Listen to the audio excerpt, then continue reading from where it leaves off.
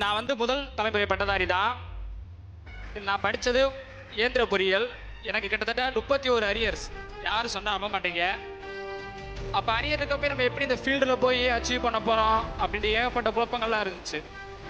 சரி, நமக்கு இன்ஜினியரிங் பற்றி வரல, ஆனால் சர்வீஸ் பண்ணணுன்ட்டு பெரிய இன்ட்ரெஸ்ட்டு. சரி, நம்மளும் படிப்போம். 30 அரியர் உங்களுக்கே தெரியும். அப்போ நான் டிகிரி எலிஜிபிள் கிடையாது. நம்மகிட்ட இருக்க ஒரே குவாலிஃபிகேஷன் +2. அதை வச்சு இங்கே தான் வர முடியும்.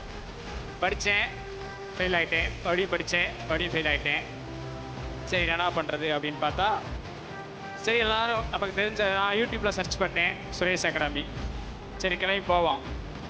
ஆனால் வந்தப்போ ஒரு முடிவு பண்ணேன், என்ன ஆனாலும் சரி இந்த ஃபீல்டோட விட்டு வெற்றியோடு மட்டும்தான் போகிறோம். நம்ம ஒரு இலக்கை நோக்கி ஓடுறப்ப ஏகப்பட்ட தடைகள் வரும். வீட்டில் கஷ்டங்கள், நமக்கு உடம்பு முடியாமல் போகும், ஹெல்த் இஷ்யூ அப்படின்னு வரும். ஆனால் நான் எப்பயுமே என்னோடய கல்வியை மட்டும்தான் முன்னிறுத்தி வைப்பேன். அதுக்கு இடையில எது வந்தாலும் அதை நான் கண்டுக்கவே மாட்டேன். என் தம்பி ஒரு டைம் ஆக்சிடென்ட் ஆனால் நான் பார்க்க போவே கிடையாது. எங்கள் அப்பாவுக்கு 2 சர்ஜரி ஆப்ரேஷன் நான் பார்க்க போவே கிடையாது. எங்கள் அம்மாவுக்கும் 2 ஆப்ரேஷன் பார்க்க போவே கிடையாது. எங்கள் வீட்டில் என்ன சொல்லுவாங்க, நீ அப்படியே ஒரு அனாதை மாதிரி ஆயிடாதா, ஃபேமிலியெல்லாம் அவாய்ட் பண்ணாத அப்படின்னு. எனக்கு வந்து நம்ம படிச்சுட்டு அச்சீவ் பண்ணிட்டா அவங்கள அந்த நிலைமைக்கு அடுத்து விடாமல் பார்த்துக்கலாம் அப்படின்ற ஒரு எண்ணம்.